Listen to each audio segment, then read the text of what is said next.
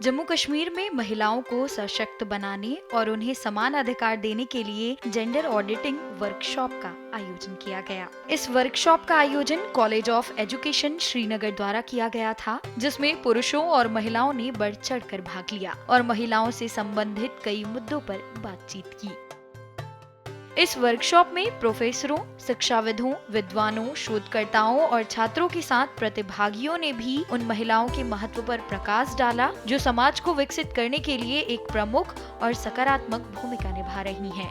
और government college of education Srinagar में gender auditing के ताल्लुक से वर्कशॉप हो रहा है।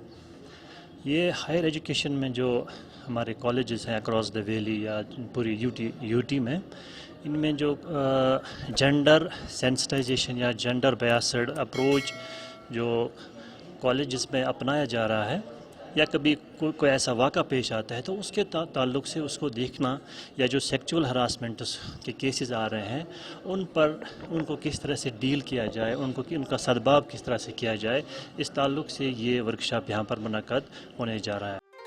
कई बार जागरूकता की कमी के कारण हमारे समाज में महिलाओं को कुछ दिक्कतों का सामना करना पड़ता है, जिसके चलते वे अपने अधिकारों और समानता के लिए संघर्ष करती हैं।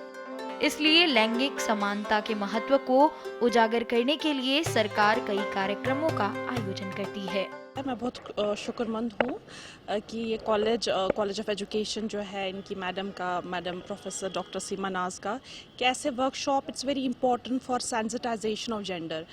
जहाँ तक हम जेंडर की बात करते हैं, ये सिर्फ जेंडर राइट्स बात नहीं करता है सिर्फ वुमेन के, सो ये इक्वली एप्लीकेबल होते हैं gender rights for man as well, चाहे वो मैन है, वुमेन है, ट्रांसजेंडर्स है। तो कुछ जो रोल, कुछ तो इनहेरिटेड होता है कि हमें पता ही है this is inherited in us, but कुछ रोल हमें सोसाइटीज़ देता है। So society expects us to do certain roles despite हमारी इंडिविजुअलिटी क्या है। सो जेंडर बेसिकली एक सोशल कंस्ट्रक्ट है, तो वो जो डिटरमाइंड होते हैं, जो रोल्स जो सोसाइटी के होते हैं, और वो आप एक्सपेक्ट करते हैं कि वो रोल जो सोसाइटी आपसे एक्सपेक्ट करे आप वो करें। सो एक चैलेंज होता है इंडिविजुअल को भी एक्सेप्ट करना। इस कार्यशाला के दौरान समाज में महिलाओं के अधिकारों और महत्व के बारे में विशेषज्ञों द्वारा कई पावर पॉइंट प्रेजेंटेशन दिए गए। तो ये वर्कशॉप है 2 दिन का, इसमें बाहर से भी लोग आए हैं, स्पेशली वीमेन बाहर से आई है, और यहाँ पर भी श्रीनगर की या कश्मीर की जो दूसरी हमारी गेस्ट्स हैं यहाँ पे वर्कशॉप में काम करती हैं। तो वीमेन रिगार्डिंग प्रोग्राम जो है, इसमें बेसिक यही है कि एक तो ऑडिटिंग हो जाए, दूसरी बात ये है कि एम्पावरमेंट के बारे में ये बात करते हैं कि अगर वीमेन किसी कॉम्प्लेक्स की शिकार है तो उस कॉम्प्लेक्स से बाहर आने की बात है। लेकिन इसमें ये भी ज़रूरी है कि एक बैलेंस क्रिएट करना जो है वो बहुत बड़ी बात है।